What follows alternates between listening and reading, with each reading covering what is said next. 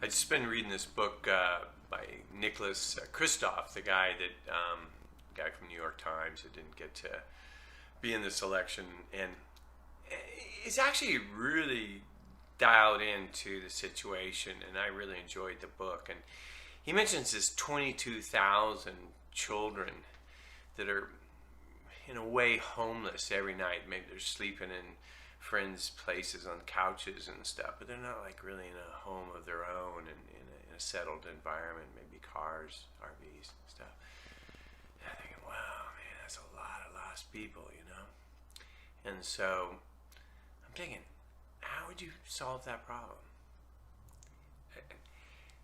So here's the idea. We go out, we buy tablets, Android tablets, because in Androids you can rewrite the operating system and we can take control of it and stuff. And we got to modify it for the state's education program, and we find these kids and we give it to them.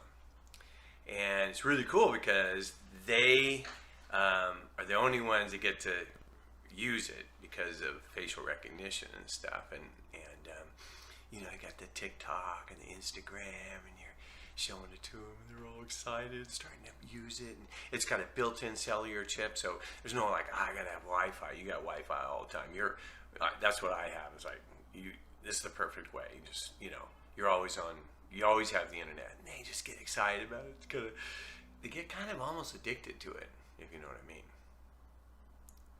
And then maybe 3 weeks, maybe a month, I don't know. All of a sudden, a little thing comes up and says, hey, Lisa, it's time you go to school. It's time you start taking your classes. Lisa goes, I don't do that. She wakes up the next morning.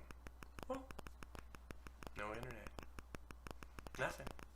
You either go through the classes and go through the school to get to the free internet. And your private little tablet, it just doesn't work at all. And I'm confident that we could keep these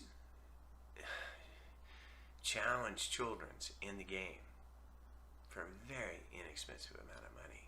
And that's the beginning of our revolution of the educational system.